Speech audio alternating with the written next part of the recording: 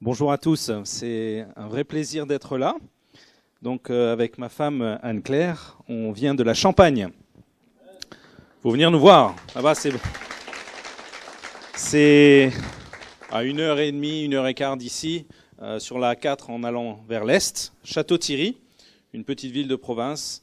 Et on habite là depuis pas mal d'années. Et je vais vous expliquer avec mon témoignage un petit peu le parcours et ce que je dois vous partager ce matin. Donc en fait, pas la difficulté, mais Anissé, lorsqu'il m'a demandé de venir, on s'est croisé en fait avec Rodrigue aussi à Anissé dans une formation une semaine à Toulouse que nous avons fait sur tout le domaine des cours du ciel. Je ne sais pas si vous êtes au courant de ça, cette dimension céleste, comment aller dans le ciel, comment faire descendre les choses du ciel, etc., etc.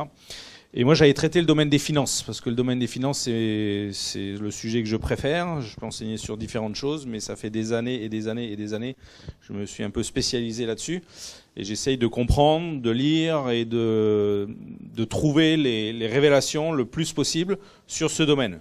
Comment fonctionnent les finances, quels sont les principes du royaume de Dieu concernant les finances. Il y a le système du monde, il y a les valeurs du monde, et puis il y a les valeurs de Dieu. Et on vit dans ce monde-là, et les finances, tout le monde en a. Tout le monde a un compte en banque, en théorie. Tout le monde a un peu de sous dans sa poche. Mais on n'agit pas tous de la même manière. Et la parole a énormément de choses à nous dire sur le sujet. Et malheureusement, nous vivons dans un pays en France où on n'aime pas parler d'argent. Et c'est un pays où c'est tabou. Et encore plus dans l'Église. Tabou, tabou, tabou. On n'en parle pas. Les gens, ils font un sermon par an, c'est toujours la même chose. Malachie 3, amenez vos dîmes à l'église, blablabla. Et puis c'est tout. Alors que, je ne sais pas si vous le savez, mais c'est le sujet numéro 1 dans la bouche de Jésus. Numéro 1. Il a plus parlé de finances que du salut, que de la guérison, que du Saint-Esprit, etc. Donc il faudrait peut-être se poser les questions, pourquoi ? Voilà. Et je crois qu'il y a une vraie stratégie démoniaque de l'ennemi pour qu'on ne s'intéresse pas à ce sujet, qu'on ne comprenne pas comment ça fonctionne, parce que ce sont des clés immenses. Et quand on commence à comprendre ces clés-là, et à les mettre en pratique, les choses changent. Et il y a beaucoup de choses qui peuvent changer pour nos vies. Donc on s'est rencontrés dans ce cadre-là, et donc il voulait qu'on fasse quelque chose ici, mais d'abord il m'a dit, tu vas venir, et puis tu vas prêcher, prie, et demande au Seigneur ce que tu dois prêcher, mais on ne va pas toucher ce domaine dont je viens de parler en premier. Donc aujourd'hui, c'est l'apéritif. C'est de vous donner envie. On va essayer de vous donner soif. Et puis si jamais le plat vous plaît, il y aura plus. Mais ça, c'est à Anissé de l'organiser. Parce qu'à l'époque, il voulait une journée complète. Et c'est ce qu'on peut faire. Donc, aujourd'hui, le message est en 2 parties. J'ai proposé à Anissé justement de parler sur la foi et les finances, un témoignage de foi, et de comprendre le lien qu'il y a, parce qu'il m'a dit que je crois que c'est le sujet sur l'année, c'est ça ? Toute l'année ? Ou tous les dimanches, vous parlez de la foi ? Pendant 1 an ? D'accord. Bon. Donc on va essayer de tourner autour de ça, dans ce sens de la réponse de la foi, ou comment avoir la foi dans l'obéissance, dans ce que Dieu peut nous demander par rapport aux finances et nos vies. Et je vais vous donner mon témoignage là-dessus, de ce que Dieu m'a demandé de faire, ce qu'il a fait, et comment j'ai vu sa main agir et pourvoir miraculeusement au niveau des finances. Et puis, le Seigneur m'a donné un texte. Donc on va shifter à un moment donné. Et c'est un des plus beaux textes. Je suis très content qu'il m'ait demandé de parler de ça. C'est la parabole de l'intendant infidèle dans Luc 16, qui est un texte extrêmement difficile. Et si on n'a pas les clés pour le comprendre, on ne comprend rien. Et on va commencer par ça, en essayant de montrer justement qu'on ne comprend rien. Plus on aura la tête sous l'eau et plus on s'apercevra qu'on ne comprend pas ce que Jésus veut dire, sauf si vous avez déjà les clés, d'un coup on se dit, mais c'est vrai, pourquoi il dit ça ? Pourquoi il dit ça ? Pourquoi il dit ça ? Et puis une fois qu'on a les clés, là, ça illumine le texte et on se dit, waouh, mais c'est immense et ça a des conséquences éternelles sur ce texte. Alors, concernant mon témoignage, donc moi j'ai grandi à Antibes, c'est dans le sud de la France, entre Cannes et Nice, Monaco, la Côte d'Azur. Je suis pas né là-bas, mais j'ai grandi là-bas. Et je travaillais dans les bateaux. J'étais commercial dans les plus beaux bateaux du monde. Antibes est le deuxième plus... Beaucoup de gens français ne savent pas ça.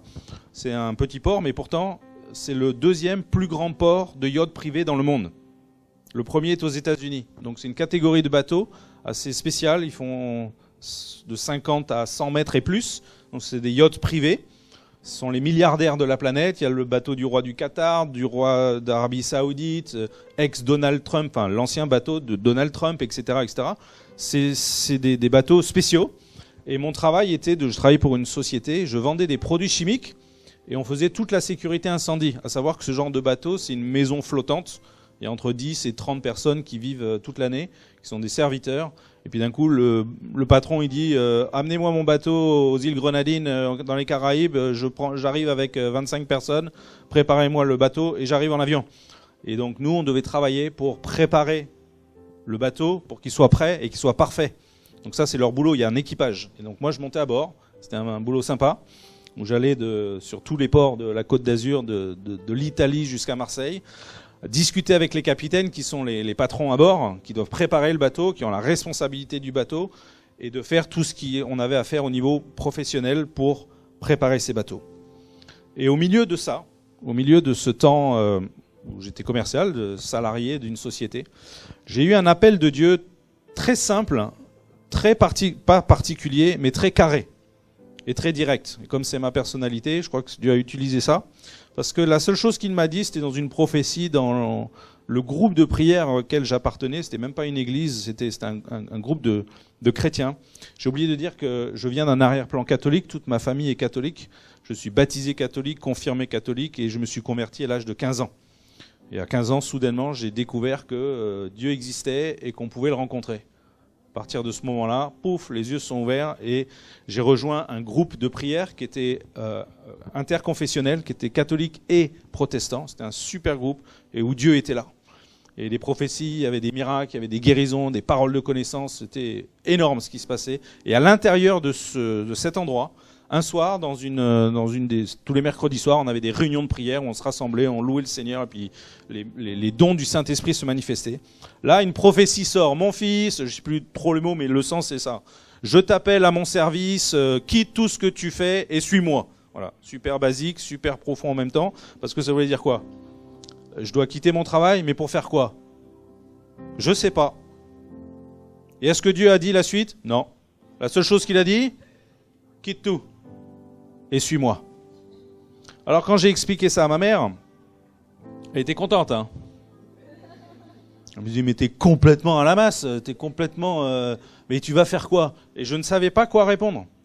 Et en plus je ne connaissais rien à l'époque de la mission, c'était un sujet complètement ignorant pour moi. Le fait d'être missionnaire, d'être appelé par Dieu ou de le servir, vous connaissez ces phrases ou ces expressions, servir Dieu à plein temps ou tout ce truc-là. Ignorant complètement. Donc moi je cherchais la seule chose que je savais, le Seigneur me demandait de tout quitter, de lui faire confiance et de partir. Partir où? Je sais pas. Et le Seigneur dans sa grande... pas miséricorde, parce qu'il m'a bien eu sur ce coup-là. Ouais, il m'a mystifié totalement. J'étais un passionné de windsurf, j'étais bilingue et j'ai grandi au soleil. Et il m'a envoyé dans une mission qui s'appelle Jeunesse en mission. Mais il m'a fait croire que le seul centre au monde qui existait, c'était dans un coin perdu dans la Marne où il pleut, où il fait froid et où il y a 70 habitants.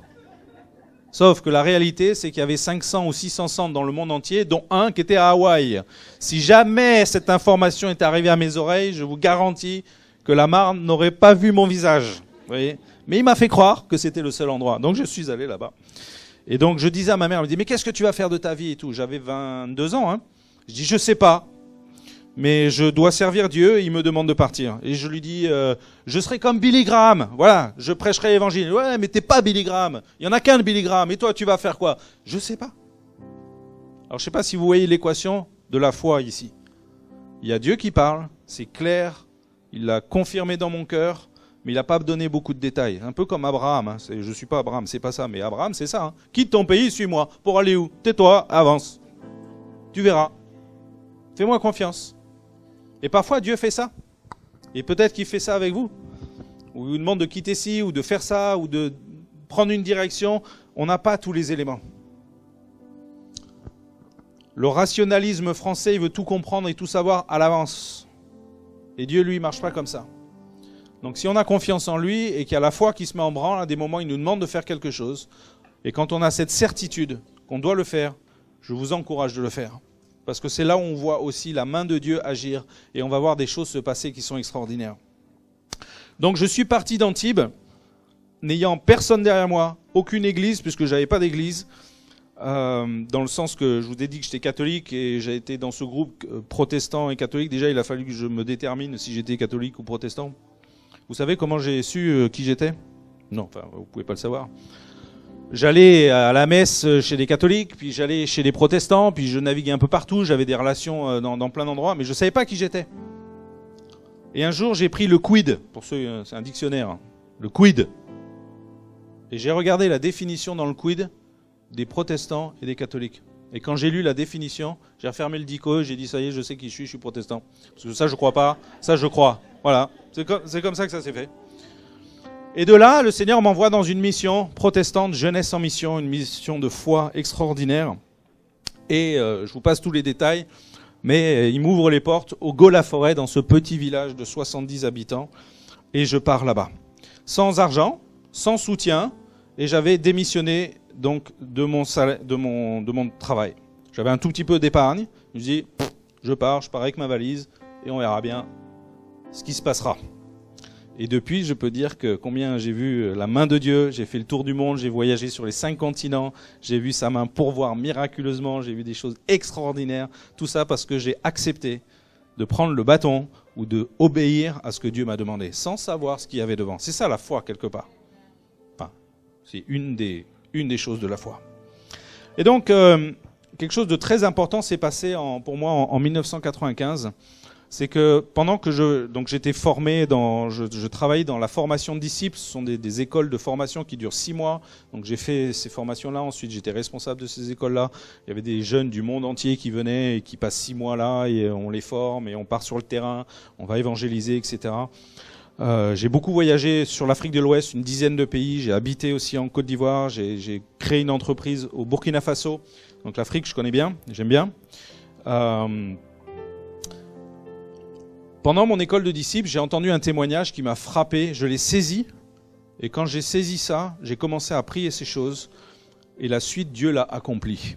Et ce témoignage, c'était le témoignage de Derek Prince, je ne sais pas si vous connaissez, immense enseignant. Hein, vous connaissez? Okay. Il est mort hein, maintenant, mais c'est un des plus beaux, j'aime énormément son ministère, lisez ses livres et ses enseignements, c'est énorme. Bref, il était là, lui, c'est un enseignant international, et Dieu met à cœur à un jeune homme, il dit à ce jeune homme, va et suis Derek Prince, tu vas porter ses valises, tu vas cirer ses chaussures, tu vas le suivre, je veux que tu apprennes de lui, que tu sois son disciple, tu vas t'asseoir à ses pieds et tu vas le suivre. Et puis, Derek était enseignant dans une grande conférence, une convention où il y a des milliers de gens, etc. Et ce jeune vient le voir et lui dit, voilà, il se présente et il lui dit, j'aimerais vous suivre, j'aimerais être votre serviteur, je vais cirer vos chaussures, porter vos valises et tout.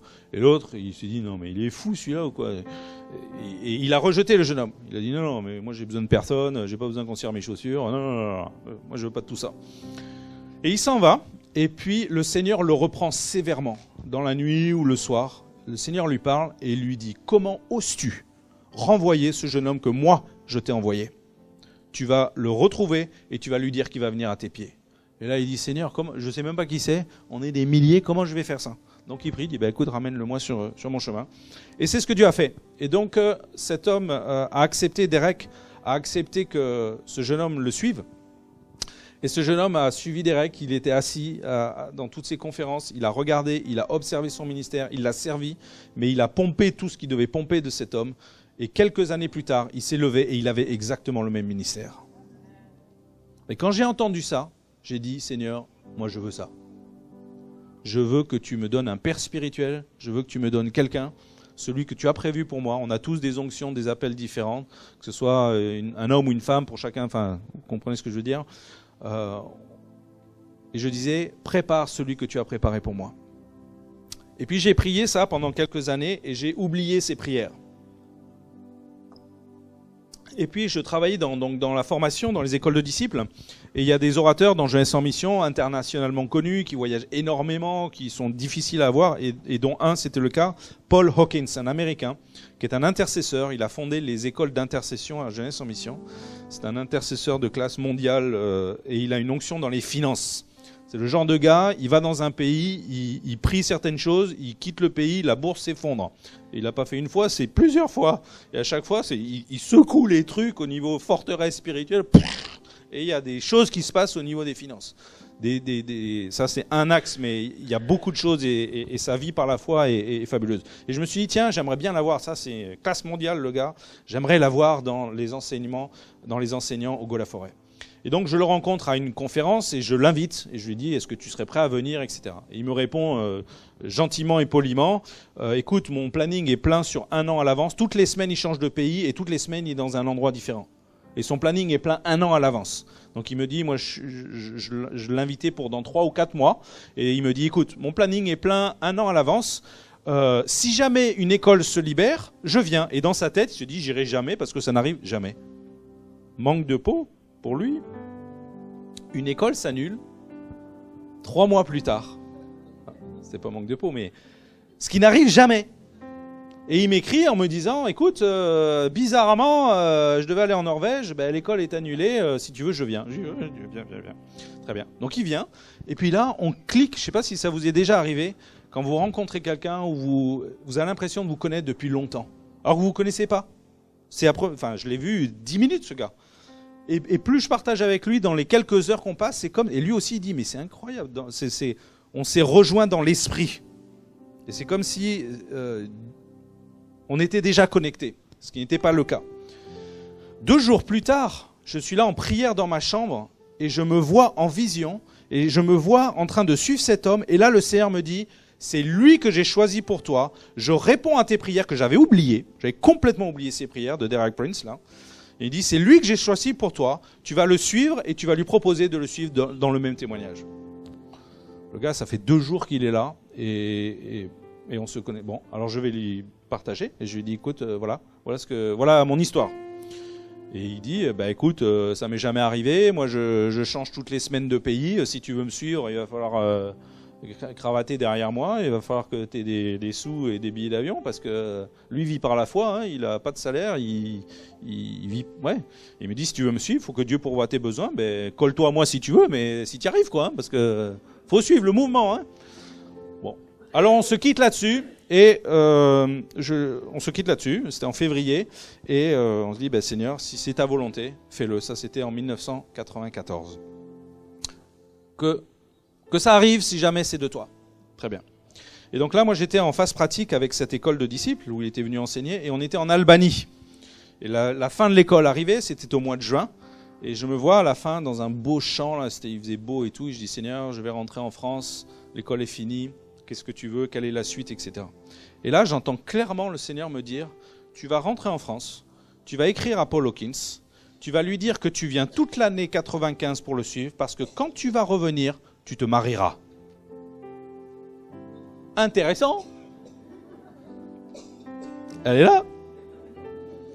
Et il s'est passé exactement ce que le Seigneur m'a dit. Donc, je rentre, et là, c'est là où il faut comprendre la dimension de foi, encore une fois.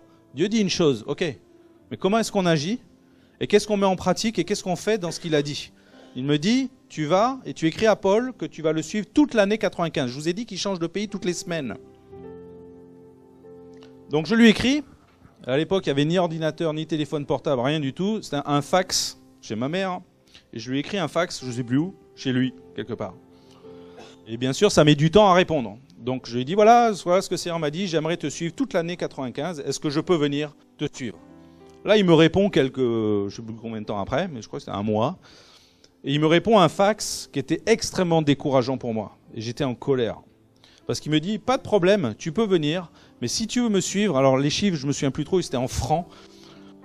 Alors il parlait en dollars. Je crois qu'il me dit, écoute, si tu veux me suivre, il faut que tu aies à peu près 30 000 $ pour les 6 premiers mois, simplement pour les billets d'avion. Parce que voilà où je vais là. Et moi, je reçois ça, j'étais missionnaire, je vivais par la foi dans le sens que je n'avais pas de salaire, je vivais de dons. hein, les dons des chrétiens qui reconnaissent quelqu'un, qui Dieu leur demande de soutenir. Et j'avais 1200 francs de fixe par mois. Et moi, je reçois ça et je dis, Seigneur, attends, c'est une plaisanterie ou quoi? Tu me demandes de le suivre et il me demande 30 000 $ pour les 6 premiers mois, juste pour les billets d'avion. Non, mais c'était stratosphérique pour moi. Et j'étais en colère. Franchement, j'étais là, je dis, mais Seigneur, mais c'est mission impossible, c'est pas possible. Et là, j'entends le Seigneur qui, lui aussi, il répondait cash, quoi. Il me dit, qu'est-ce que je t'ai dit? Tu m'as dit d'aller voir Paul Hawkins et de lui dire que toute l'année 95, j'irai avec lui et quand je rentre, je me marierai. Voilà ce que tu m'as dit. Eh ben, tu reprends ton fax et tu lui écris que tu viens. Alors, je prends un fax et je lui écris « Merci Paul pour ta réponse, super encourageante, merci beaucoup. Le Seigneur m'a dit de te suivre, je n'ai pas ces 30 000 $, mais voilà ce qu'il m'a dit de faire. » Et parce que c'est un homme de foi, et un homme extraordinaire, il m'a dit « Le Seigneur t'a dit de venir, alors viens. » Et on verra la suite. Et là, c'est enclenché un processus incroyable. C'est que quelques mois plus tard, on s'est rencontrés. Je dirigeais une campagne d'évangélisation avec Jeunesse en Mission qui était à Marseille. Il y avait 150 jeunes pendant 15 jours. Et ma femme, qui est là, était étudiante en médecine. Et elle était là pendant... elle a donné son temps. Et puis, on s'est rencontrés là. Je vous passe les détails de comment. Et comment Dieu a fait ça. C'est très... Enfin, bref. Et on s'est rencontrés là, on a développé une relation et effectivement, donc dans l'automne qui s'est passé où je lui ai dit, mais écoute, moi je pars toute l'année 95, quoi. Et donc, pour les jeunes, il y a des jeunes ici? Ouais. Non? J'en vois pas beaucoup aussi. On a correspondu avec des lettres. Pas d'ordinateur, pas de téléphone portable, rien du tout. Moi je voyageais tout le temps, des lettres avec un timbre, il fallait écrire, attendre que ça revienne. Et voilà comment on a développé la relation pendant 1 an. Et quand je suis rentré, on s'est fiancés et on s'est mariés 6 mois plus tard, 9 mois plus tard. Mais il y a cette fameuse année avec Paul Hawkins. Et donc à partir du moment où lui m'a dit ok, viens, il y avait un premier billet d'avion à acheter qui était, c'était déjà assez compliqué pour voir le... Je donne le détail. Il me dit, ok, si tu viens, juste pour les 4 ou les 5 premières semaines, voilà mes voyages et il faut que tu achètes tel billet. Paris, Los Angeles, Eugene, Oregon, c'est là où il habitait. Après, on redescend à Los Angeles, on va à Hawaï, ensuite on va en Nouvelle-Zélande, après on revient à Los Angeles et à Paris. Ça, c'était un billet et à l'époque, ça coûtait 12 000 francs français. Juste 5 semaines. Il restait le reste de l'année. Mon premier défi, c'est de partir et d'avoir 12 000 francs français juste pour ce billet-là. Et je vous passe les détails des miracles, mais Dieu l'a fait. Dieu l'a fait.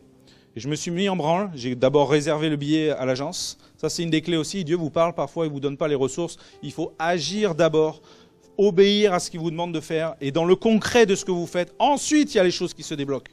C'est ce que j'ai appris avec votre salle rapidement ce matin. C'est exactement ça. Et Dieu souvent nous met au défi et devant ça, il nous demande de faire quelque chose.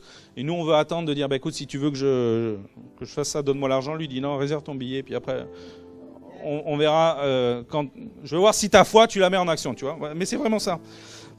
Et Dieu l'a fait d'une manière incroyable avec les uns, les autres, les ci et ça. Et j'ai pu acheter mon billet. Et je suis parti à Noël, passer Noël avec Paul Hawkins et sa famille. Et on démarrait en début de l'année avec Hawaï, Nouvelle-Zélande, etc., etc. Et l'Inde, j'ai oublié, il y avait un billet sur l'Inde aussi. Cette année-là, on a été sur les 5 continents. Et donc je pars avec lui, je suis à Hawaï. Donc le contexte est le suivant. Lui, c'est un orateur, il est invité, il vient dans des endroits, il passe une semaine, il est logé, payé, on lui paye son billet, ses frais et tout ça. Et moi, je suis juste à côté. Mais je connais personne là où je vais. Personne ne paye mon billet, personne ne me loge, personne ne paye ma bouffe, rien. Moi, je voyage dans ses bagages, quoi. Vous voyez Et chaque semaine, l'équation était de se dire, Seigneur, qu'est-ce que je fais? Je vais avec lui, je ne vais pas avec lui. Et donc, là, il s'est passé quelque chose d'absolument extraordinaire et qui est un apprentissage. Et c'est la plus belle des leçons que j'ai apprises pendant cette année. C'est d'écouter le Seigneur, d'entendre ce qu'il dit et de faire ce qu'il dit. Mais là, on parle du concret. On ne parle pas de « Ah, j'ai une vision dans la louange, je vois des éléphants qui volent, mais je ne comprends pas trop ce que ça veut dire, ils ont des trompettes, ils sonnent et tout. » Bon, vous connaissez les trucs où les gens ils ont des images complètement à la masse et puis on comprend rien. Hein? Ah, Dieu m'a parlé, mais je comprends pas hein, si vous avez l'interprétation de... Ouais, d'accord. Moi, la question, c'est de savoir si je prends un billet pour Haïti la semaine prochaine ou pas. Et puis comment je vais avoir l'argent pour y aller ou pas. Tu vois, c'est très cash et très concret, très très facile et machin. Et ça, c'était une démarche de vie, de foi, d'entendre extraordinaire. Et parce que c'est un homme qui entend le Seigneur, qui est en connexion avec le Seigneur, qui est très fort là-dedans, il m'a appris. Et j'étais sous son aile, mais il n'était pas responsable de moi. Moi, j'étais responsable de ma vie. Donc soit le Seigneur il pourvoit sur le chemin, soit il pourvoit pas. Hein. Je veux dire, c'est pas lui qui allait payer pour. Moi, c'était très clair avec ça. Il me dit, écoute, moi, tu viens, ok. Il m'a aidé, mais c'était pas lui qui allait payer pour ça. Et donc le périple et le voyage s'est fait de fil en fil et ça changeait tout le temps. À des moments, je n'allais pas avec lui. À des moments, je restais dans un endroit pendant 3 semaines ou pendant 1 mois. Puis on se retrouvait. Et puis je rentrais là et on s'est dit, bon, ben, on se retrouve en Inde à tel endroit. Ok, dans 15 jours, on se retrouve là-bas. Paf, paf, paf. Donc c'était une vie d'aventure fabuleuse. Mais la clé, c'était de se dire, ok Seigneur, qu'est-ce que tu veux? Concret. Lundi matin, j'y vais ou j'y vais pas? Et si j'y vais, comment tu fais pour payer? Parce que j'ai pas d'argent, moi. Et je suis dans des endroits à chaque fois où je connais personne. Hein, je vais pas taper aux portes des gens, salut, c'est moi, tu sais, je joue avec Paul Hawkins, t'as pas $500. Bon, il faut que Dieu agisse, quoi. Et j'aimerais vous donner en témoignage l'une des plus belles histoires que j'ai vécues pendant cette année-là, qui me retourne encore dans la provision, dans la manière dont Dieu a fait, qui est vraiment exceptionnelle. Donc c'était la première semaine, on était à Hawaï, sur ce fabuleux campus de Jeunesse en Mission. C'est énorme, il y a 1000 étudiants, 1000 personnes qui travaillent, c'est le campus à l'américaine, c'est beau, c'est magnifique, tout ce que vous voulez, extraordinaire. Et moi je suis là, et donc ils m'ont mis dans une chambre d'étudiants, etc. Donc j'ai passé la semaine, déjà ils m'ont offert les choses, lui il a enseigné, c'est le grand orateur et tout, et moi je venais dans sa classe et j'écoutais, etc. Et la question était que à la fin de la semaine, il partait pour une semaine à Haïti. Il y avait une grosse conférence où il était orateur, Haïti pour Jésus, en 1995. Gros truc national. Et la question, c'est, Seigneur, j'y vais ou j'y vais pas? Moi, j'ai pas de billets, j'ai pas d'argent. Dans les quelques jours qui étaient là, j'entends le Seigneur qui me dit, oui, je veux que tu ailles là-bas. Je veux que tu ailles là-bas. Et moi, je disais, Seigneur, je disais, Paul, le Seigneur me dit d'y aller, mais moi, je ne sais pas quoi faire. Et voilà ce qu'il m'a dit. Et ça, c'est une leçon. Il m'a dit, écoute, 10 fois par jour, 15 fois par jour, tu vas aller devant le Seigneur et tu vas lui demander « Qu'est-ce que je dois faire ?» Qu'est-ce que je dois faire? Et moi, 10 fois par jour, 15 fois par jour, j'allais devant le Seigneur. J'ai dit « Seigneur, tu veux que j'aille à Haïti? Mais qu'est-ce que je dois faire ?» Et la seule chose que le Seigneur me disait, je voyais la même image. Je voyais sa main comme ça, j'étais tout petit au milieu à l'intérieur. Vous voyez l'image, la main de Dieu. J'étais au milieu et le Seigneur me disait « Tu es au centre de ma volonté. Tu fais rien. Tu regardes. Regarde ce que je vais faire. Tu fais rien. » Prie, mais il ne fait rien. Dans le sens, ne cherche pas de solution humaine, cherche pas de faire un crédit, demander de l'argent, envoyer faire une lettre, je sais pas. Rien. Il me dit, non, tu es au centre de ma volonté là. Regarde. Et c'était dur. Parce que tu es là, tu dis, j'y vais ou j'y vais pas? Et puis il y a toutes les conséquences. Lui, il s'en va à Haïti. S'il s'en va et que je pars pas, je fais quoi moi? Et je vais où? J'ai rien. J'ai rien, j'ai pas d'argent, j'ai rien, j'ai ma valise, c'est tout ce que j'ai. Donc il y a des conséquences quand même dans tout ça. Et puis les choses avancent, et puis un matin, quelqu'un vient, on me demande de prêcher là-bas un matin dans un truc, je sais plus quoi, une école. Et puis quelqu'un me donne $100. Je dis, waouh, super, ça commence à venir.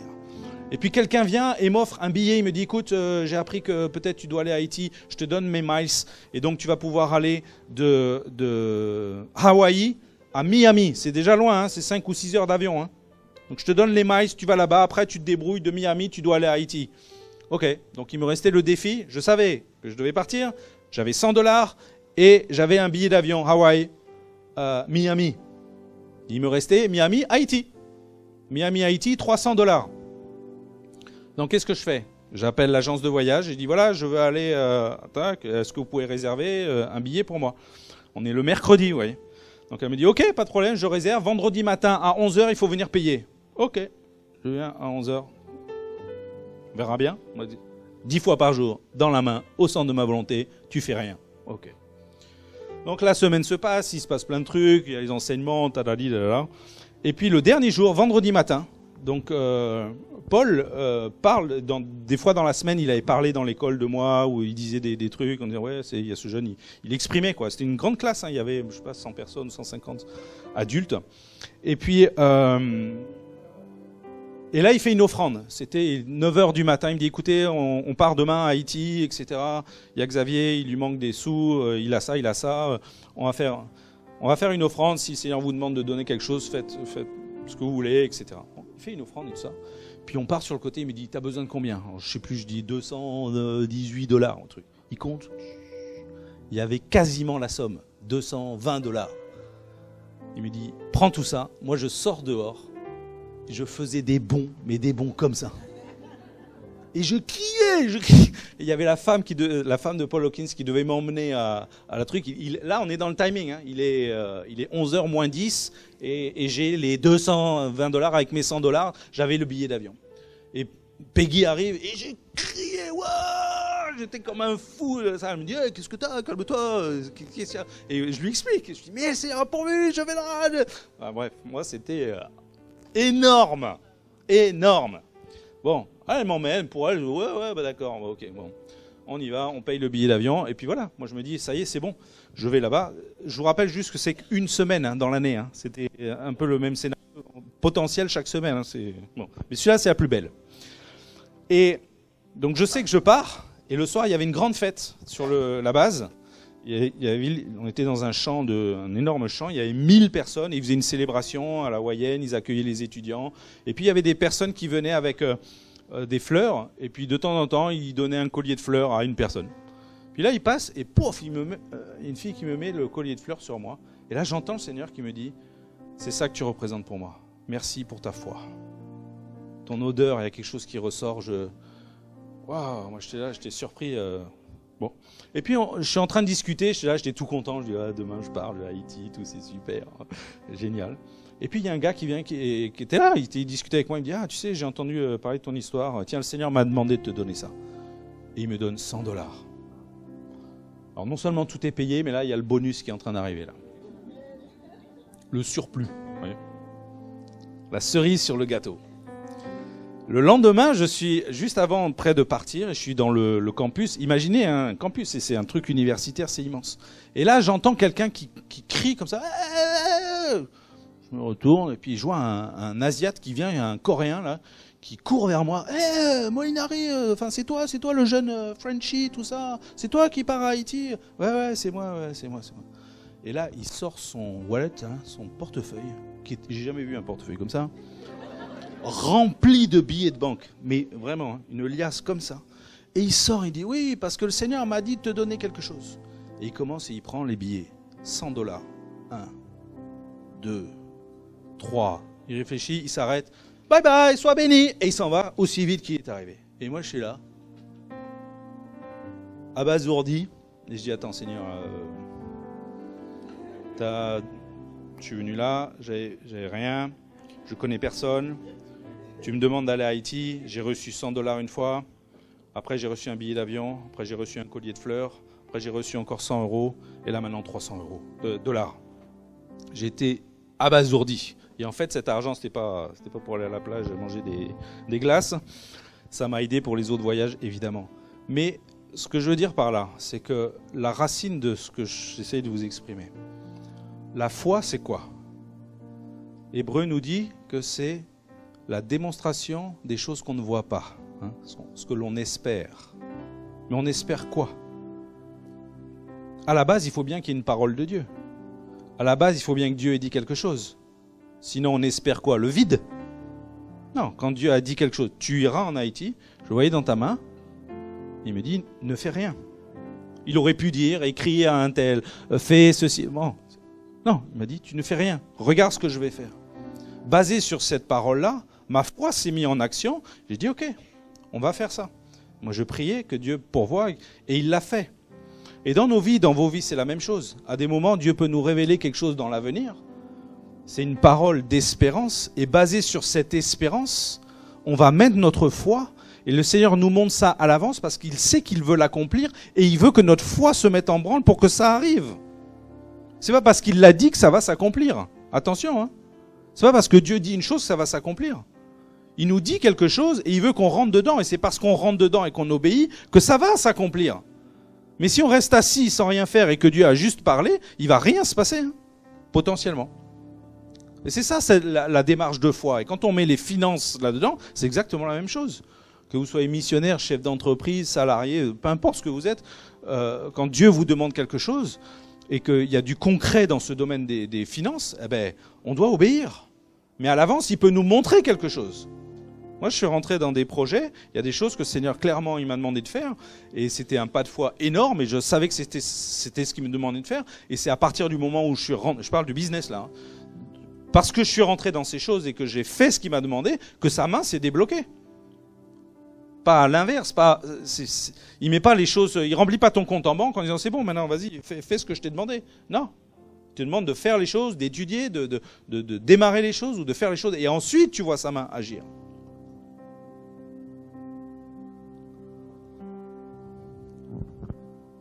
Alors, il y a une clé absolument immense qui est de se dire, qu'est-ce que Dieu veut faire avec toi? Et qu'est-ce qu'il dit pour toi? Et selon Hébreux 11, quand il dit c'est la démonstration des choses que l'on ne voit pas, ben on ne le voit pas, mais on les entend. Ce sont des promesses. C'est l'espérance. Donc on doit, pour chacun d'entre nous, comprendre la pensée de Dieu, comprendre la volonté de Dieu, ce qu'il veut faire avec ta vie, et ce qu'il va mettre devant comme une carotte ou comme un bâton, comme un défi, c'est à la mesure de ce que tu peux accomplir. Il ne va pas te demander un truc impossible. Mais souvent, il met le max de ce que tu peux faire. Tu vois, moi, c'était une grosse marche à monter, là. Hein. Grosse. Mais une fois que j'ai passé la première marche, ben, ça m'a aidé. Et il y a eu le reste pendant toute l'année. Et j'ai voyagé dans le monde entier, dans les 5 continents. Et Dieu a pourvu semaine après semaine. Et je ne sais pas combien d'avions j'ai pris. Et à chaque fois, c'était la même chose. J'avais rien. J'arrivais dans un pays, je connaissais personne. Et Dieu pourvoyait. Et il me guidait. Et là, il me disait, là, tu restes 3 semaines. Maintenant, tu fais ci. Là, tu rentres ci. Maintenant, tu fais ça. J'ai suivi ce qu'il m'a demandé. Et ça a été une année exceptionnelle. Et en même temps, quel apprentissage. Parce que ça, c'est pas réservé juste à mon histoire. Hein. C'est la marche de la vie chrétienne pour n'importe qui. Absolument n'importe qui. De se dire, Seigneur, qu'est-ce que tu me demandes de faire? Et comment est-ce que je vais mettre ma foi dans ce que toi, tu me demandes de faire? Et de voir ta main agir basée sur mon obéissance. Et vous regarderez dans l'Écriture, c'est toujours comme ça. Dieu parle, il demande quelque chose. Et c'est au moment où la personne obéit que les choses se déclenchent. Pas avant. Et nous, on veut des certitudes. Seigneur, si tu veux ça, on met nos conditions. Vous n'avez jamais... Il n'y a que vous, il n'y a que moi. Quoi. Non, si tu veux ça, tu fais ça. Il dit, mais c'est pas ce que j'ai dit. Hein. Toi, tu avances. Toi, tu fais ce que j'ai dit. Pas moi. Enfin, Dieu, c'est Dieu qui dit, pas moi. Toi. Fais ça, mets-toi en avance. Contacte un tel. Achète ton billet d'avion. Donne à telle personne. Crée telle entreprise. Démissionne de tel endroit, change de pays, marie-toi avec un tel. Mais oui. Alors maintenant, on va switcher dans cet autre temps qui est de Luc 16.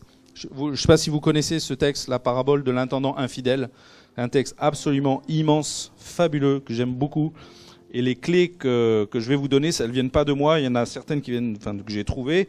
Mais la plus importante, c'est pas moi, c'est historique. Et il faut comprendre ce qui se passait à l'époque de Jésus. Et sans cet arrière-plan historique, on ne comprend pas. Donc c'est dans Luc 16, versets 1 à 14. On va lire le texte et puis je vais vous poser certaines questions parce que c'est justement là où on doit se dire mais pourquoi est-ce qu'il dit ça? Il y a au moins 3 questions fondamentales à se poser dans ce texte. Et si on ne se pose pas les questions et qu'on n'a pas les réponses, on ne comprend strictement rien à cette parabole. Jésus, donc Luc 16, Jésus dit aussi à ses disciples, « Un homme riche avait un économe, qui lui fut dénoncé comme dissipant ses biens. Il l'appela et lui dit, « Qu'est-ce que j'entends dire de toi? Rends compte de ton administration, car tu ne pourras plus administrer mes biens. » L'économe dit en lui-même, « Que ferai-je ? Puisque mon maître m'ôte l'administration de ses biens. Travailler à la terre, je ne le puis. Mendier, j'en ai honte. Je sais ce que je ferai. Pour qu'il y ait des gens qui me reçoivent dans leur maison, quand je serai destitué de mon emploi. » Donc le contexte, c'est quoi? Il y a quelqu'un qui a une entreprise, qui fait gérer cette entreprise, c'est un homme riche, il fait gérer ses affaires à quelqu'un, et il entend parler qu'il y a un souci.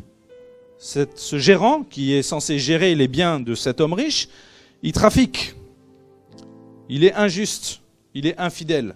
L'homme riche vient et il entend ça, il dit « Ok, puisque tu es infidèle, je vais te retirer mes affaires. » Et l'autre, il se dit « Oh là, je suis pris la main dans le sac, mon patron, il a compris ce que je faisais, je vais perdre mon job, je vais être mis à la rue, et il est en train de prendre un plan B, un plan de sortie. Qu'est-ce que je vais faire? Parce qu'à un moment donné, il va me débarquer de la société, là, et je ne vais plus rien avoir. Et je ne pourrai plus tricher et prendre l'argent, puisque j'ai plus les commandes de l'entreprise. » Donc, il est en train de raisonner un plan B. Qu'est-ce que je vais faire? Je vais aller voir ceux qui doivent de l'argent à mon maître, et je vais magouiller avec eux, je vais faire quelque chose pour que lorsque je serai sorti, ils viennent m'aider. Donc, en position de son autorité, il va encore plus trafiquer en sécurisant sa porte de sortie. Vous comprenez le contexte? Ça, c'est une parabole. Hein. Et au passage, j'ai oublié de dire, Jésus est dans la rue, il parle, et en fait, il parle à ses disciples, mais juste à côté de lui, la fin du texte nous le dit, ce sont les pharisiens qui sont là. En fait, il est en train de parler aux pharisiens, et il est en train de leur décrire ce qu'ils faisaient, et il est en train de leur dire, je suis au courant de ce que vous faites. Alors les autres, ils rigolent, jaunes, parce qu'à la fin, il donne une citation assez costaud. On ne peut pas servir Dieu et maman en même temps. Mais en fait, Jésus est en train d'enseigner les disciples qui ne comprennent rien, mais strictement rien, comme nous, aujourd'hui, on comprendra. Si on n'a pas les clés, on ne comprend pas. Mais les pharisiens, ils comprennent très, très, très bien. Il est en train de donner un message déguisé en disant « Je sais ce que vous faites, et je suis en train de mettre sur la place publique ce que vous faites. » Donc, voilà ce que fait l'homme. En faisant venir chacun des débiteurs de son maître, il dit au premier « Combien dois-tu à mon maître ?» 100 mesures d'huile, répondit-il. Et il lui dit, prends ton billet, assieds-toi et écris 50. Qu'est-ce qu'il fait là? Il réduit de 50% la dette. Mais la dette, à qui elle appartient? Pas à lui, c'est pas son argent. Il est en train de voler son maître à lui. C'est pour ça que l'autre le débarque en lui disant, écoute, tu gères mal mes affaires, hein. J'ai appris que tu prends l'argent de côté, là. Donc, et là, il enclenche encore plus loin. On ne sait pas ce qu'il avait fait avant. Mais là, c'est manifeste. Tu dois 100, non, mais 50. Qu'est-ce qu'il est en train de faire? Il est en train d'acheter cette personne en disant, moi je suis en position d'autorité, je vais diminuer ta dette de 50%, quand je vais être débarqué, tu te souviendras de moi. C'est ça son plan. Il dit ensuite à un autre, et toi, combien dois-tu? 100 mesures de blé, répondit-il. Et il lui dit, prends ton billet et écris 80. Donc là, c'est 20%. Il y en a un, c'est 50, l'autre, c'est 20% de remise. C'est le même principe. Et là vient la première déclaration de Jésus totalement incompréhensible. Le maître loua l'économe infidèle de ce qu'il avait agi prudemment. Car les enfants de ce siècle, déclaration, car les enfants de ce siècle sont plus prudents à l'égard de leurs semblables que ne le sont les enfants de lumière. Pourquoi est-ce que le maître va louer un escroc qui lui vole son argent? Première question.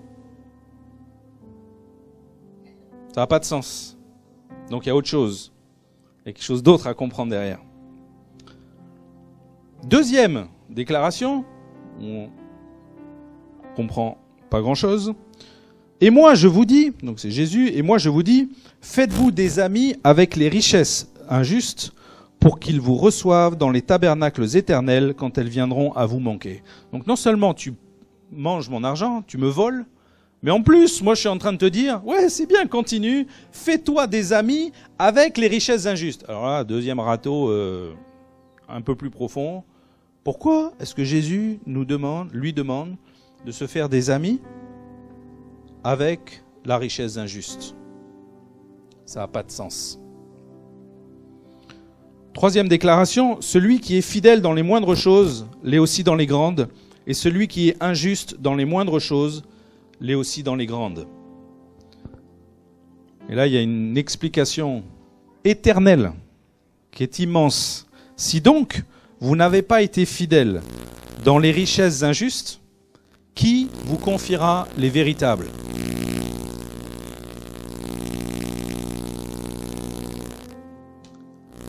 Donc Jésus est en train de parler de deux choses. Il est en train de parler des richesses injustes, il faut comprendre ce que c'est. Et ensuite, il est en train de parler des véritables richesses.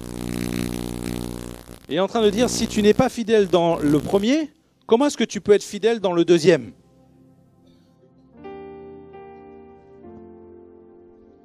Nul, encore une fois, ça c'est là cette déclaration très importante, et rappelez-vous qu'il est en train de parler aux pharisiens. Nul serviteur ne peut servir deux maîtres, car il haïra l'un et aimera l'autre, ou il s'attachera à l'un et méprisera l'autre. Vous ne pouvez servir Dieu et Mammon. Les pharisiens qui étaient avares, donc ils aimaient l'argent, écoutaient aussi tout cela et ils se moquaient de lui. Donc la scène, c'est que Jésus est en train de dévoiler sur la place publique ce que font les pharisiens, ce que faisaient les pharisiens en secret. Mais lui, il est en train de leur dire, je sais très bien ce que vous faites. Et les autres, ils rigolent. Ils se moquent de lui. Alors les disciples, je ne sais pas s'ils ont compris, mais les pharisiens, ils ont bien compris et Jésus leur a adressé un message très clair. On ne peut pas servir deux dieux en même temps. Et c'est apparemment dans toute l'écriture, enfin dans les évangiles plutôt, Jésus n'a mentionné qu'un seul nom d'une principauté, c'est celle-là, Mammon. Mammon, il y a tout un enseignement sur ça, c'est le dieu de l'argent. C'était le dieu de l'argent des Philistins, et c'est une puissance spirituelle. C'est un esprit qui gouverne le monde par l'avarice. D'ailleurs, il est dit ici, les pharisiens étaient avares, donc ils étaient sous l'emprise de Mammon, et ils servaient plus ce dieu-là que l'Éternel. C'est ce que Jésus leur reproche. Parce qu'il leur dit, vous croyez et vous faites croire aux uns et aux autres que vous servez l'Éternel, mais en fait vous êtes remplis d'un autre Dieu, et c'est Mammon. Et maintenant on va décortiquer et voir qu'est-ce qu'ils faisaient en secret, en fait, ces pharisiens. Est-ce que j'avais mis un PowerPoint? Est-ce qu'il y a une image? Est-ce qu'on peut le mettre?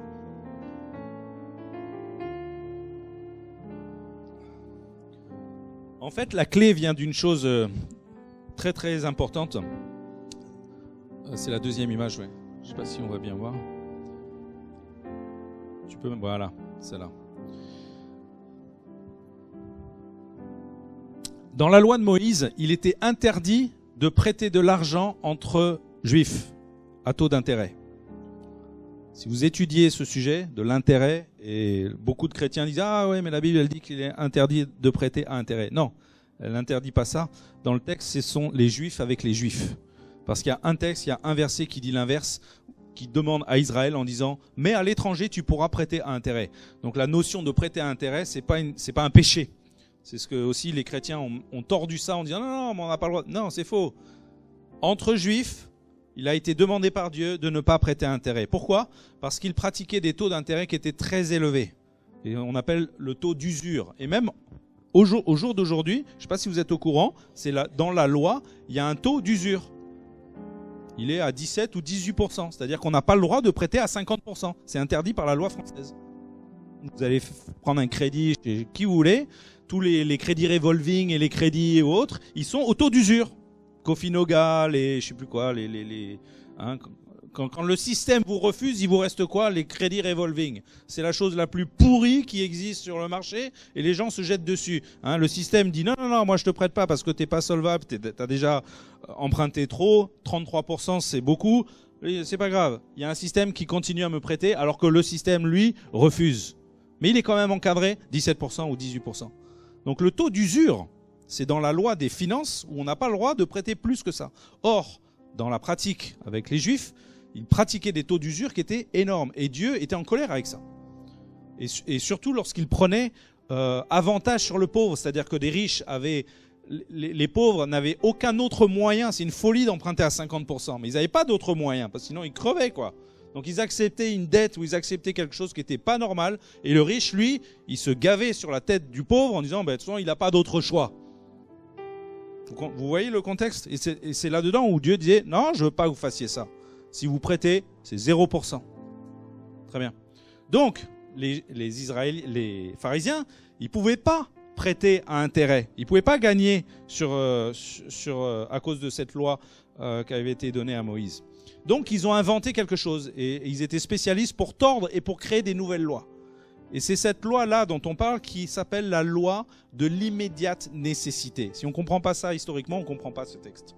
Et en fait, la loi de l'immédiate nécessité stipulait la chose suivante. Si tu empruntes de l'argent à quelqu'un pour un besoin immédiat, tu ne peux pas mettre un intérêt.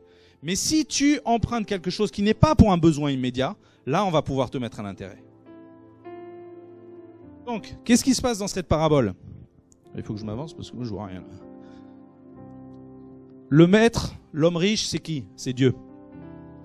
L'intendant infidèle qui gère les affaires du maître, c'est qui? C'est toi et c'est moi. L'emprunteur, c'est qui? C'est quelqu'un qui vient te voir.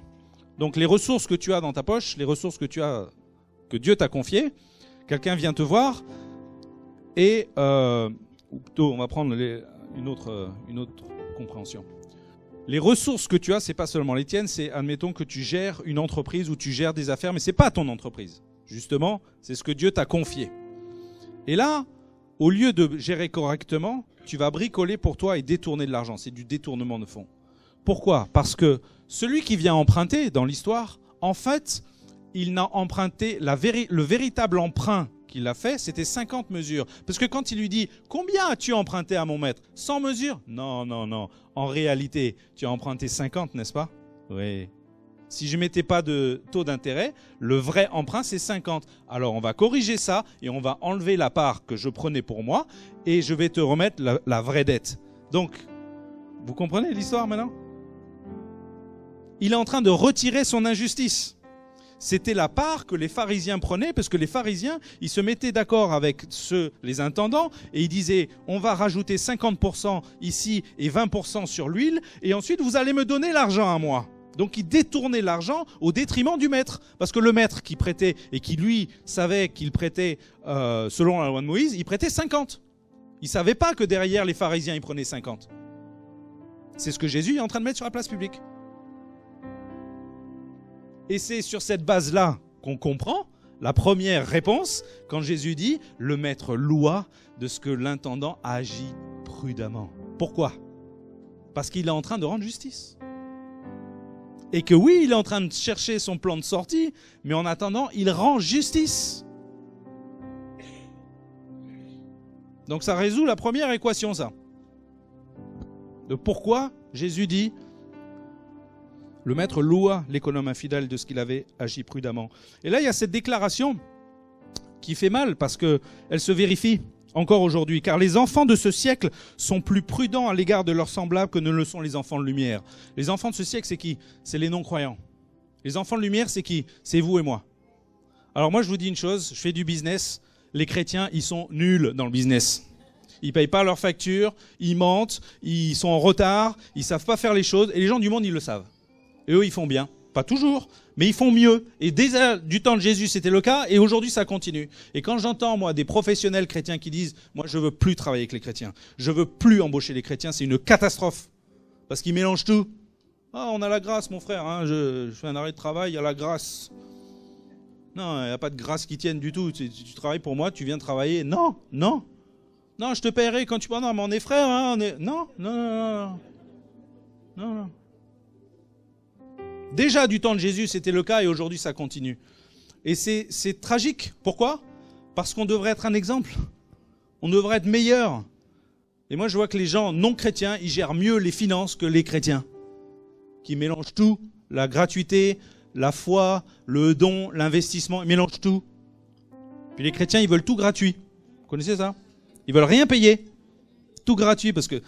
Et ouais, on a reçu gratuitement, non? Il faut donner gratuitement. Eh oui. C'est ce que les gens me disent quand je vends des CD ou des livres. Alors moi je leur dis c'est super, c'est une excellente parole de Dieu. Donc tu vas faire la chose suivante, parce que tu travailles toi. Oui, oui, t'es un patron, oui. Ben écoute, lundi matin tu vas aller voir ton patron et tu vas lui dire, vous savez, moi je suis chrétien, j'aime le Seigneur. À partir de maintenant je vais travailler gratuitement pour vous, parce que moi j'ai reçu gratuitement et je vais travailler gratuitement. Vous voyez la stupidité de la chose? Ah non, il me regarde, il dit quoi? Moi travailler gratuitement? Ben pourquoi tu me demandes moi de travailler gratuitement quand toi tu veux pas le faire? Applique-toi à toi-même ce que tu me demandes. Après on discute. C'est nul. Bon.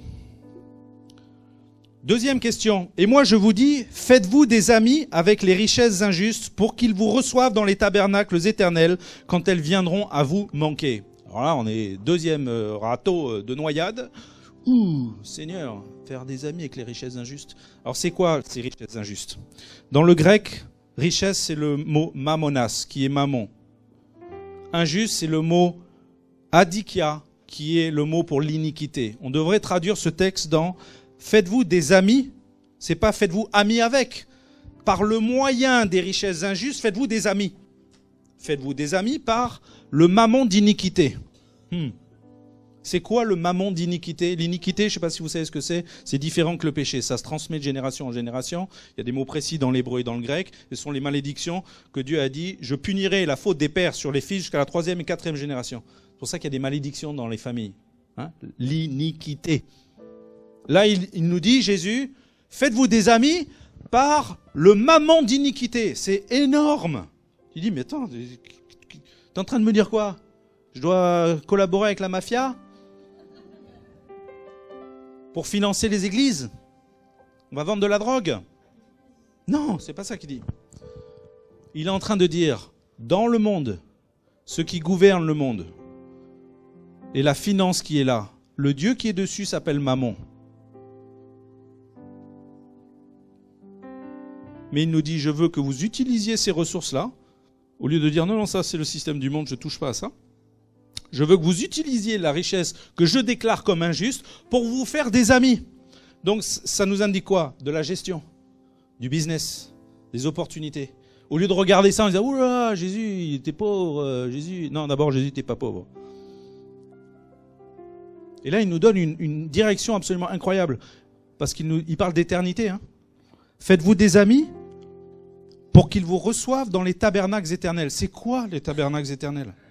En creusant le texte, je vous la fais courte parce qu'il faut finir. Ce sont les demeures que Dieu a préparées d'avance pour nous. Les demeures. Jésus a dit, il y a beaucoup de demeures dans la maison de mon Père. On aura tous une maison dans le ciel. Enfin, c'est pas dans le ciel. Enfin, dans l'éternité, dans le royaume de Dieu, on aura une maison. Là, il est en train de nous dire, ici-bas, par le moyen de la finance, faites-vous des amis afin qu'ils vous reçoivent plus tard dans les tabernacles éternels. Wow. Donc, on doit utiliser l'argent et faire des choses avec. Et la foi, si on revient sur l'équilibre, le lien, c'est de faire ce que Dieu me demande avec les ressources que j'ai entre mes mains. Et comment en créer de plus pour faire encore plus et faire ce qu'il me demande à faire. C'est là où on doit mettre notre foi. Mais au lieu de bannir l'argent, et la France considère l'argent comme un tabou, il ne veut pas en parler, les chrétiens ne veulent pas en parler, alors que je vous ai dit que c'était le sujet numéro 1 dans la bouche de Jésus. Il y a tellement de clés à comprendre qui concernent notre vie de tous les jours. L'ennemi a bien réussi son coup, il a mis un beau couvercle là-dessus en disant ça, on touche pas, il faut pas parler, non, on va louer le Seigneur, on va intercéder, on va faire des réunions de prière. Mais pas l'argent, on va pas parler d'argent. Hein. Celui qui est fidèle dans les moindres choses l'est aussi dans les grandes, et celui qui est injuste dans les moindres choses l'est aussi dans les grandes. Troisième déclaration immense, ça parle de l'éternité. Si donc vous n'avez pas été fidèle dans les richesses injustes, si vous n'avez pas été fidèle dans l'argent qui appartient au système du monde et qui est dans vos poches, si vous n'êtes même pas capable de gérer ces petites choses, comment est-ce que vous allez pouvoir gérer les véritables choses? C'est ça qu'il dit. Si durant votre vie, vous ne savez pas gérer l'argent qui appartient au monde, dans lequel Mammon gouverne, comment est-ce que vous allez pouvoir recevoir les véritables richesses qui vont durer pour l'éternité? Waouh! Alors là, on fait un saut là, où Jésus est en train de nous dire, hé les gars là, réveille, réveille, réveille, réveille. Votre vie est importante. La manière dont vous gérez vos finances a des conséquences éternelles. Je me répète. La manière dont vous gérez vos finances a des conséquences éternelles pour vous.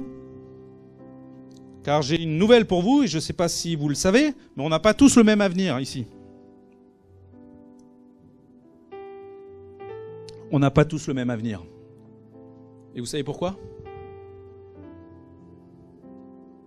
Parce qu'il y en a qui vont régner avec Christ et d'autres pas. Basé sur quoi? Il y en a qui vont gouverner 10 villes et d'autres 5 et d'autres 0. C'est la parabole des talents. Quelle est la clé de la parabole des talents? Je t'ai confié un capital, je t'ai donné quelque chose. Qu'est-ce que tu en as fait? Ah non, mais moi j'aime pas l'argent, moi je suis fatigué, je suis pauvre dans ma tête, je vais le cacher dans le fond de mon jardin parce que non, tu comprends Jésus, faire du business, ouh là là, ça c'est pas bien ça. Et Jésus revient et dit, bon, on va faire les comptes. Toi, tu as fait quoi avec ce que je t'ai donné? Rien? Bon, reprenez ce que on a donné à celui-là et donnez-le à qui? À celui qui a fait 10. Comment? Ça, c'est de l'inégalité. C'est de l'injustice sociale. Ce qu'on entend tous les jours. Hein. Injustice sociale, ah ouais? Mais moi, je vois qu'il y en a un qui a entrepris quelque chose et l'autre qui n'a rien fait. Et Jésus, il vient, il compte les bouses. Et il dit, toi, tu n'as rien fait. Ben, on va prendre même tout ce que tu as, puis on va le donner à celui qui a fait. Et le résultat, c'est que son avenir à lui n'est pas le même que celui qui n'a rien fait. C'est pourquoi la façon dont on gère nos finances aura une conséquence éternelle. C'est très important de comprendre ça. Et si on comprend ce que je suis en train de vous dire, j'appelle ça le deuxième tour. Le deuxième tour est plus important que le premier. Pourquoi? Parce qu'il dure plus longtemps. Ça s'appelle l'éternité. Le premier tour, c'est notre vie, 80 ans, 100 ans, maxi, 120 ans, allez, très bien, pour les plus courageux. C'est quoi au regard de l'éternité? C'est rien. Quand on va être débarrassé de tout ce qu'on est ici, on va rentrer dans le royaume pleinement avec les rétributions, avec les récompenses, avec tout ce que l'on aura semé, tout ce que l'on aura fait. Dieu va nous rendre basé sur ce que l'on aura fait et obéi pendant notre terre ici. Et si on n'a pas compris ça, on est en train de se priver des récompenses éternelles. C'est immense. Je répète, si donc vous n'avez pas été fidèle dans les richesses injustes, qui vous confiera les véritables? Les véritables sont celles qui vont traverser l'éternité, qui ne sont pas de l'argent et de l'or ou je ne sais pas ce que c'est, mais c'est quelque chose qui sera dans le royaume éternel pour toujours. Et il y en a qui auront pas grand-chose, il y en a qui auront un peu plus et d'autres qui auront beaucoup. C'est quoi la différence? C'est ce qu'on fait maintenant. Avec notre obéissance, basé sur ce que Dieu nous demande. Ce n'est pas une question de calcul entre les uns et les autres et ce n'est pas comme un plan d'assurance vie où on prend des pourcentages. Non, on ne calcule pas comme ça avec le Seigneur. Lui, il connaît nos vies, il sait ce qu'il nous demande, mais ce qu'il regardera, c'est l'obéissance. Je t'ai demandé de quitter ton travail, tu l'as fait, récompense. Je t'ai demandé de faire ça, tu ne l'as pas fait. Dommage pour toi. Vous comprenez? Et dernière chose, pour conclure, une chose très importante, c'est un énorme sujet en soi, mais beaucoup de gens pensent que notre destination, c'est le ciel. Alors je vais peut-être vous choquer parce que j'ai très peu de temps. Mais notre destination, c'est pas le ciel. Et vous savez ce que c'est notre destination éternelle? Si c'est pas le ciel, c'est quoi? La terre. Pourquoi? Nouvelle terre. Ouais. Vous savez que le mot... Alors, on prend toujours ce texte en se disant, dans la pensée des chrétiens, Dieu va prendre son grand bazooka, il va tout casser, tout brûler, tout détruire, et il va recréer. Mais c'est pas ce que le texte dit. Parce que le texte dans Pierre, c'est un feu de purification. Dans la Genèse, Dieu a dit ce qu'il a créé, c'était bon. Il ne détruira pas ce qui est bon. Il va renouveler. Regardez bien sous cet angle-là. Dans Acte 3, il est dit que Jésus est retenu dans le ciel. Retenu. On lui dit, tu restes là. Retenu jusqu'au renouvellement de toute chose. Pas destruction, renouvellement. Dans la pensée de Dieu, la terre qui est là, je ne sais pas si elle va être 10 fois plus grande ou pas, peut-être, mais elle ne sera pas détruite, elle sera renouvelée, restaurée telle que c'était avec Adam, et on va vivre pour l'éternité sur cette terre.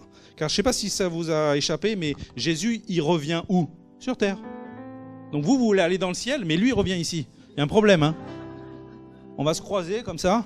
Salut, tu vas où? Ben, je vais au ciel, moi. Non, t'es trompé. Demi-tour. On redescend. Et son plan, c'est quoi? C'est qu'on règne sur la terre pour l'éternité dans son royaume. C'est pas d'être au ciel. Si on meurt aujourd'hui avant le retour de Christ, on va au ciel. Et on attend. Parce que si vous avez étudié le retour de Christ, il ne revient pas tout seul. Hein. Il revient avec tous ceux qui sont là-haut, tous les copains.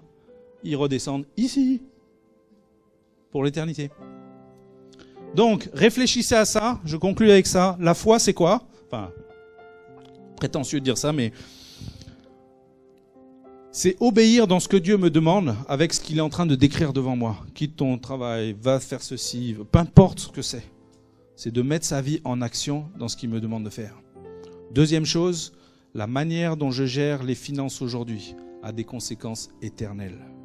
Ne vous faites pas voler votre héritage éternel. Tout ça parce qu'il y a un enseignement pourri qui dit que les finances c'est moche, les finances c'est injuste, c'est sale et qu'il ne faut pas en parler. Si Jésus en a plus parlé que tout autre sujet, il y a des raisons. Et on doit comprendre ça. Et il y a quelque chose, il y a une manière de gérer les finances qui produit le miracle et qui produit la profusion, qui produit la multiplication. Il y a plein de choses à apprendre sur ce sujet-là. Et en même temps, la clé, c'est pas de calculer qu'est-ce que je vais avoir pour l'éternité, c'est d'obéir à ce que Dieu vous demande avec votre appel, avec vos compétences, avec ce qu'il a mis à l'intérieur de vous. Et chacun est différent. Et Dieu sait très bien comment mesurer ça et comment rétribuer ça. La question, c'est de faire ce qu'on est appelé à faire chacun. Amen. Alors, soyez bénis et à une prochaine.